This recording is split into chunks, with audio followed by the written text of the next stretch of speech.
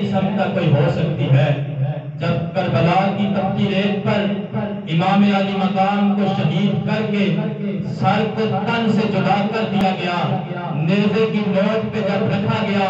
تو میرے امام علی مقام نے تبارک الذی بیدہ الملک وہو علی کل شیء قدیر کی آیت کریمہ پڑھ کے بتا دیا، لوگوں شہید زندہ ہوتے ہیں، شہید زندہ ہوتے ہیں۔ اللہ کا قرآن کہتا ہے کہ شہید زندہ ہیں، اور امام علی مقام نے کہا کہ جو رب کا قرآن کہتا ہے حسین وہی کہتا ہے۔ سامعین ذوالفقار، ان کا بڑا مقام ہے، ان کی بڑی شان ہے۔ میں آپ کے سامنے امام علی مقام کی ایک بڑی خوبصورت بات اس گھرانے کی رکھنے جا رہا ہوں۔ دیکھیے گا کہ جو بندے آج کے دن کوئی بھی چھوٹے سے چھوٹا اہتمام کرتے ہیں، چاہے وہ پانی کی سبیل ہو، چاہے کھانا ہو، چاہے کوئی نظر نیاز ہو، جو ان کے لیے دی جاتی ہے، میرا رب انہیں کیا اجر عطا کرتا ہے۔ سنیے، راوی لکھتے ہیں، ترمذی شریف کی حدیث پاک ہے، راوی لکھتے ہیں کہ حضور نبی پاک صلی اللہ علیہ وآلہ وسلم سیدہ طیبہ طاہرہ اپنی بیٹی کے گھر تشریف لائے۔ میرے کریم آقا علیہ الصلوۃ والسلام نے دیکھا کہ سیدہ فاطمہ پریشان ہے، تو حضور علیہ الصلوۃ والسلام نے وجہ پوچھی، فرمایا کہ ابا جان، اے حسنین کریم کے نانا، پریشان اس لیے ہوں کہ آپ کے نواسوں نے 3 دن ہو گئے کچھ کھایا پیا نہیں۔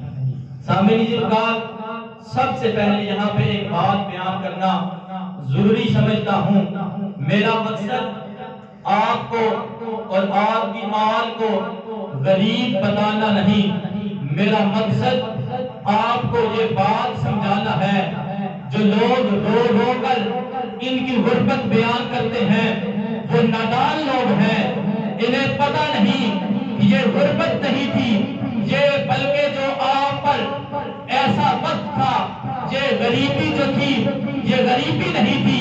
یہ آپ نے فقر اختیار کیا تھا۔ وہ فقر بھی کوئی مجبوری فقر نہیں تھا، بلکہ وہ فقر بھی عطائی فقر تھا، وہ اللہ رب العزت کی طرف سے تھا،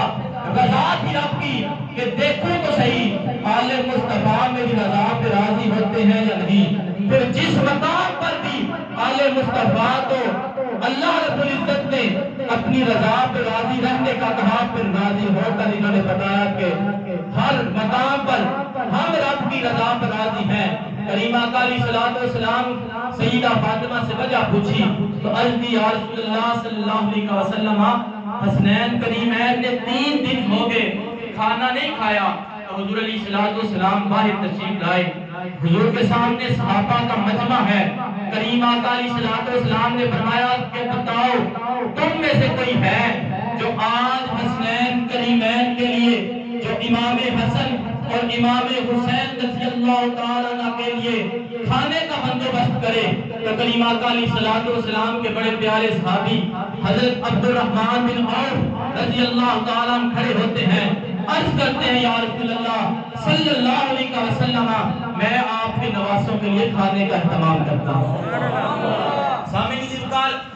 حضرت عبد الرحمن بن عوف نے کھانے کا اہتمام کیا، حضور کھانا سیدہ کے گھر لے کر گئے، حضور نے کھانا کھلایا، واپس آئے، وہی مجمع ہے، وہی عبد الرحمن بن عوف بیٹھے ہیں۔ کریم آقا علیہ الصلوۃ والسلام نے فرمایا، سن لو اے میرے صحابہ،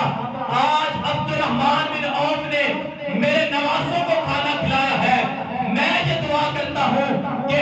دنیا میں عبد الرحمن بن عوف کے لیے اللہ کافی ہے، اور قیامت کے صبح میں محمد عبد الرحمن کے لیے کافی ہوں، میں محمد عبد الرحمن کے لیے کل قیامت کے دن کافی ہوں گا۔ سامعین ذوالفقار، بات سنانے کا مقصد یہ ہے، آج کے دن اگر کوئی امام حسین کے لیے کوئی چھوٹی سے چھوٹی نظر و نیاز کرتا ہے، اللہ اس کے لیے کافی ہے، اللہ کا رسول اس کے لیے کافی ہے۔ یہ بڑا سچا اور پکا عقیدہ ہے۔ بس میں آپ کو اس بات کی بات بتانا چاہتا ہوں آپ کو کہ آپ کا عقیدہ ٹھیک ہونا چاہیے۔ عقیدہ اہل سنت و جماعت جو ہمیں بات بتاتا ہے، بات سکھاتا ہے، ہمارے علماء نے جو حق لکھا ہے ہمیں اسی کو حق ماننا ہے اور اسی پہ عمل کرنا ہے۔ سامعین ذوالفقار، آپ نے علماء سے اس بات کو سنا ہوگا کہ جب امام علی مقام کو یزید نے بیعت کا کہا تو امام علی مقام نے انکار کیا۔ اس وقت مدینہ پاک میں حضرت عمر فاروق رضی اللہ تعالیٰ کے لخت جگر حضرت عبداللہ بن عمر رضی اللہ تعالیٰ موجود ہیں، حضرت عباس کے بیٹے موجود ہیں، حضور علیہ السلام کے کئی صحابی جو بڑے بڑے علماء ہیں، بڑے بڑے قاری ہیں، بڑے بڑے فقیہ ہیں موجود ہیں، سب نے یزید کی بیعت سے انکار کیا۔ وجہ کیا تھی؟ وجہ یہی تھی، آپ تاریخ کی کوئی بھی کتاب جو صحیح عالم دین نے لکھی ہو اٹھا لیں، وجہ یہی ملتی ہے، آپ نے انکار فقط اس لیے کیا تھا کہ یزید شرابی تھا، زانی تھا، بدکار تھا۔ آپ نے انکار اس لیے کیا کہ میں یزید کی بیعت نہیں کر سکتا۔ اگر آپ بیعت کرتے تو بیعت کا معنی یہ ہوتا ہے کہ جس کے حق پر ہاتھ پر یا جس کے حق میں بیعت کی کر لی جائے اس کی ہر بات کو حق جاننا ضروری ہوتا ہے۔ امام علی مقام نے قیامت تک یہ امت کو تعلیم دے دی، جو بھی ناحق بادشاہ کے سامنے اپنی آواز کو بلند کرے گا وہ حسینی کردار ادا کرے گا۔ جہاں پر ایک بات کرنا ضروری سمجھتا ہوں اور علماء کی یہ ڈیوٹی سمجھتا ہوں کہ اپنے لوگوں کو بات جو کرتے ہیں وہ اس بات پر یہ بات ضرور پیش کیا کریں، آج اگر کوئی حسینی کردار ادا کرتا ہے، اپنے بادشاہ کے سامنے حق بات بیان کرتا ہے، تو میں سمجھتا ہوں وہ حسینی کردار ادا کر رہا ہے۔ ایک بات شرعی مسئلہ یاد رکھیے گا، امام علی مقام سے پہلے بھی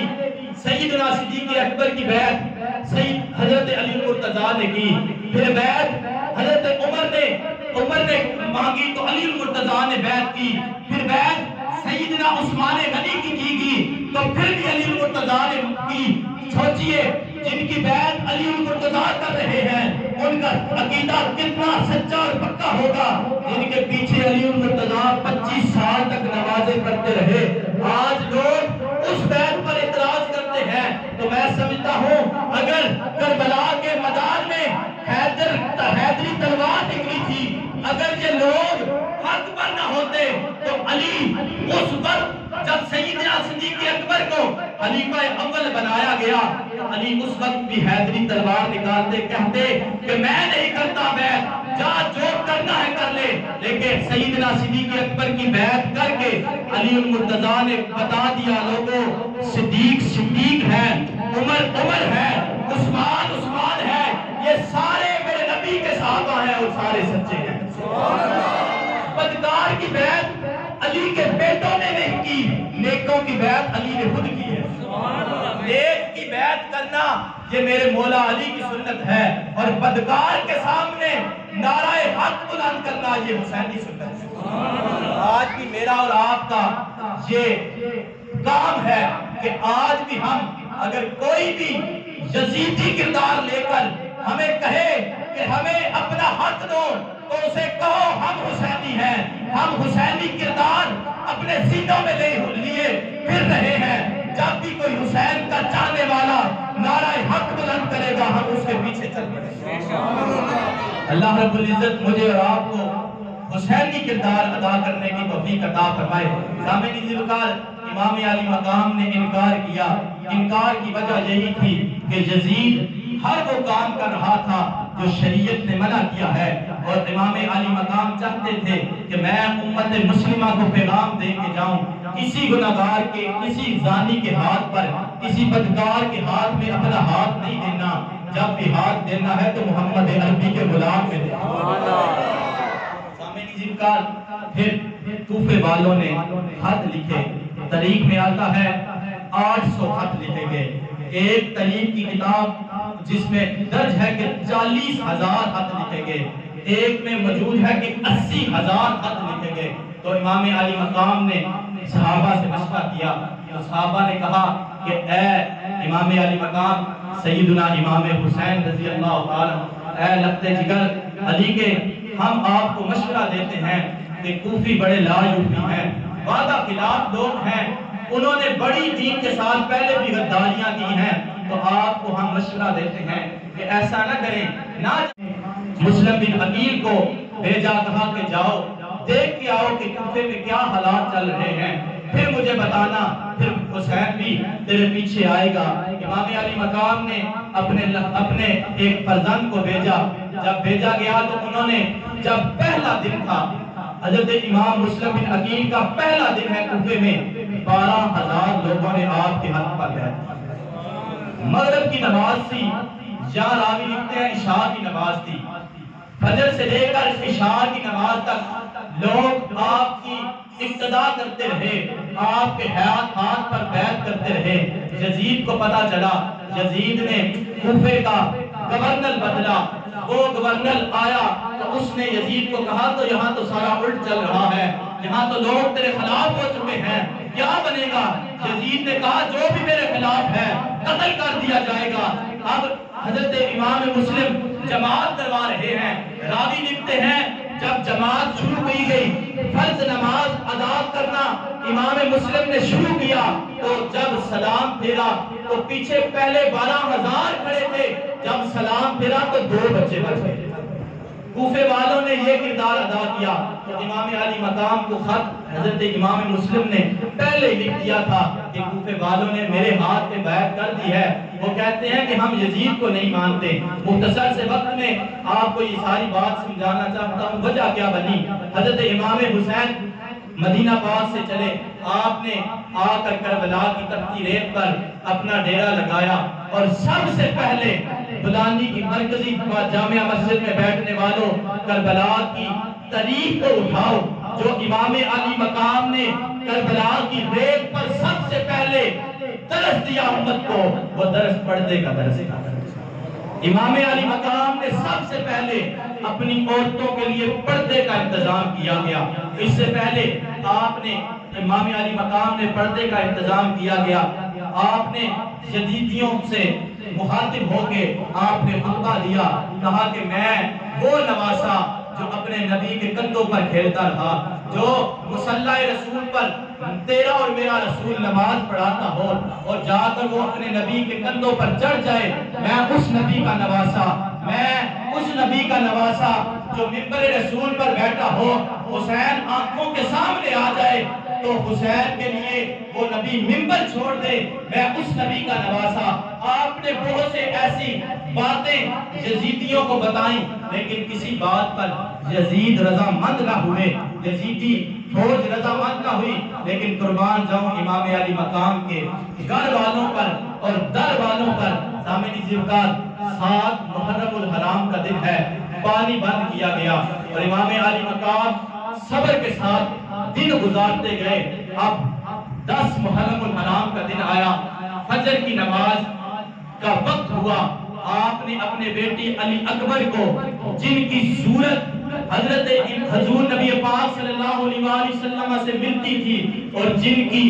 آواز سیدنا امام حسین سے ملتی تھی، آج علی اکبر نے فجر کی اذان پڑھی ہے تو سوچے منظر کیا ہوگا۔ سامعین زیوکات، نبی پاک صلی اللہ علیہ وآلہ وسلم کے اس نواسے نے فجر کی نماز کے بعد یزیدیوں سے ایک مرتبہ پھر خطبہ دیا کہ ٹھہر جاؤ، میں تمہیں بتانا چاہتا ہوں حق کیا ہے۔ حق وہ ہے جو حسین لے کے آیا ہے، یزید حق نہیں ہو سکتا،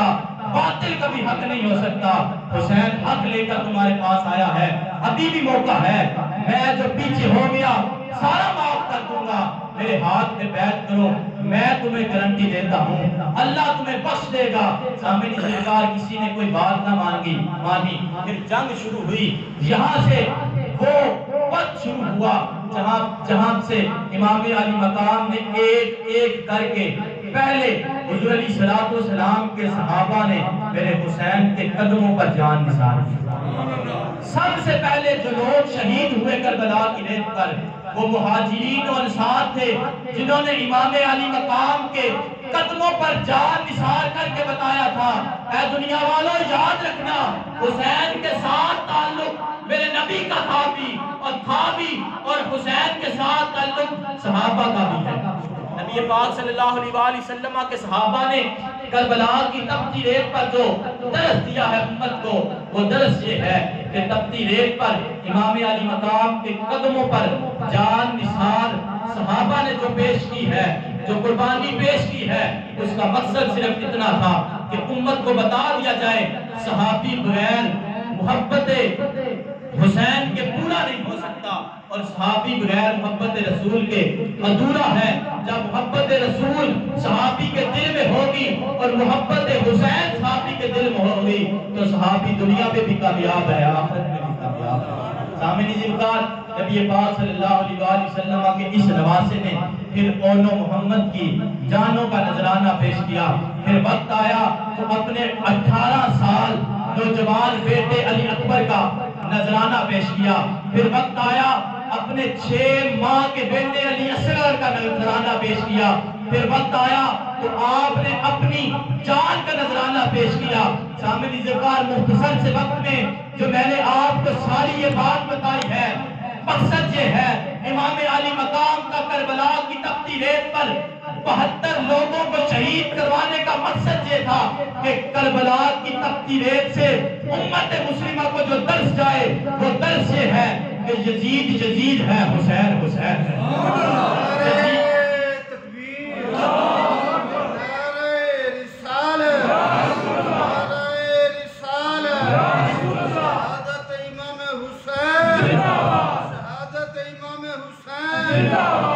یزید یزید ہے اور حسین حسین ہے۔ کسی نے کیا خوبصورت جملوں میں کہا ہے کہ یزید گندا، یزید بندہ، حسین سونا، حسین حالا، یزید سارا ہی پھیر پھیرے، حسین شیر خدا دا شیر، حسین شیر خدا دا شیر۔ اور اپنی اور آپ کی ترجمانی ان 2 جملوں میں کروں گا کہ عشق کے اس قبیلے سے تعلق ہے میرا، عشق کے اس قبیلے سے تعلق ہے میرا جہاں کٹے ہوئے سر بھی کلام کیا کرتے ہیں، جہاں کٹے ہوئے سر بھی کلام کیا کرتے ہیں۔ امام علی مقام نے تپتی ریت پر سجدہ کیا اور بتایا امت کو کہ میں حسین ابن علی، نبی کا نواسا اور علی کا بیٹا اور فاطمہ کا لخت جگر، آج کربلا کی تپتی ریت پر جو سجدہ کر رہا ہوں، یہ سجدہ ہے اس پھل کا جو حضور علیہ السلام نے چمن گلستان میں پھوٹا، جو درخت لگایا تھا، یہ اس کا ثمر ہے۔ آج امام علی مقام تپتی ریت پر سجدہ کر رہے ہیں۔ سامعین عزیزگار، امام علی مقام نے سجدہ کیا۔ سجدے کے بارے میں بڑے بڑے لوگوں نے لکھا کہ عصر کا وقت تھا، مغرب کا وقت تھا، عشاء کا وقت تھا، لیکن مختصر بات یہی ہے، امت کو درس دیا کہ جان جاتی ہے تو جائے، نبی کے دین پر کوئی حرف نہ آئے، نبی کے دین پر کوئی حرف نہ آئے۔ سجدہ کر کے یہ سبق دیا کہ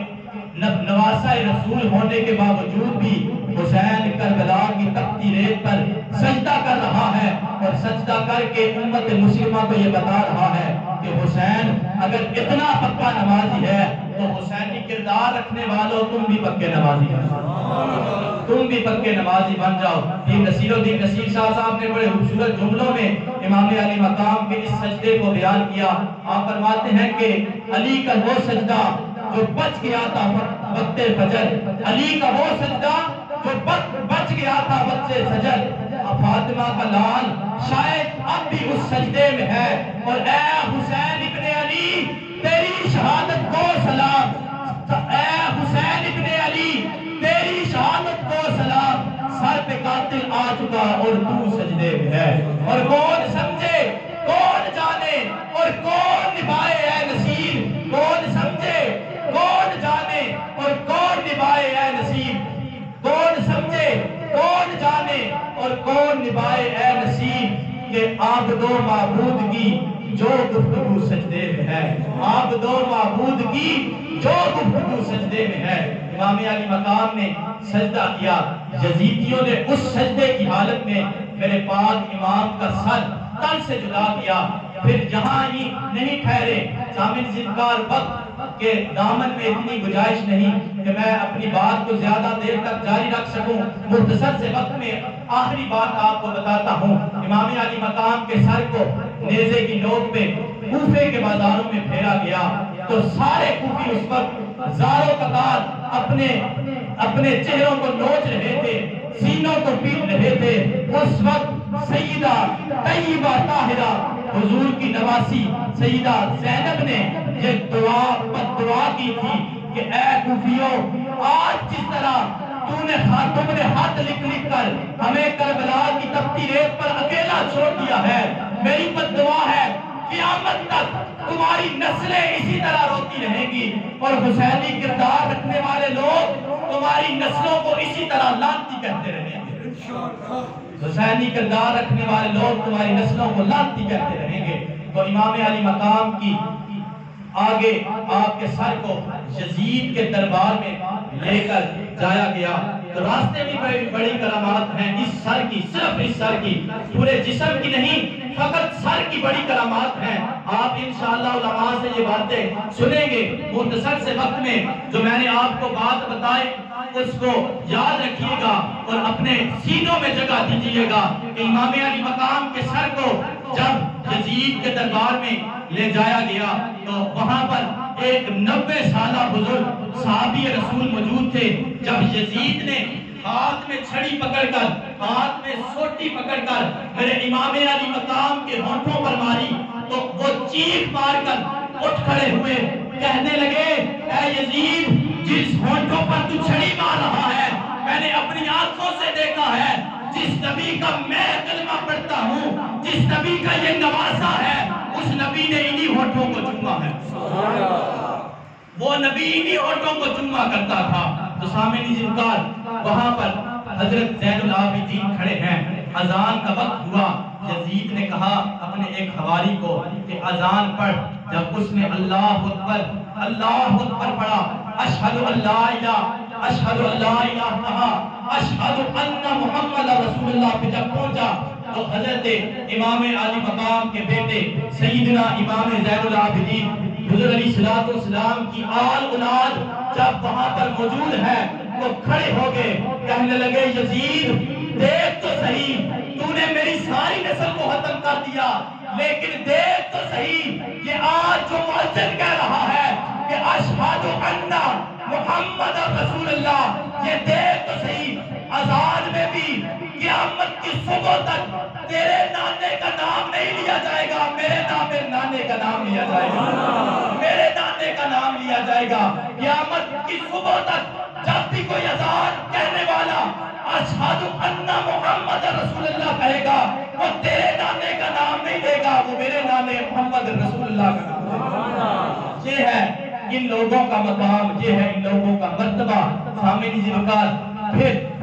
حضرت زین العابدین مدینے تشریف لائے، مدینے کے لوگوں نے امام زین العابدین کا بڑا احترام کیا۔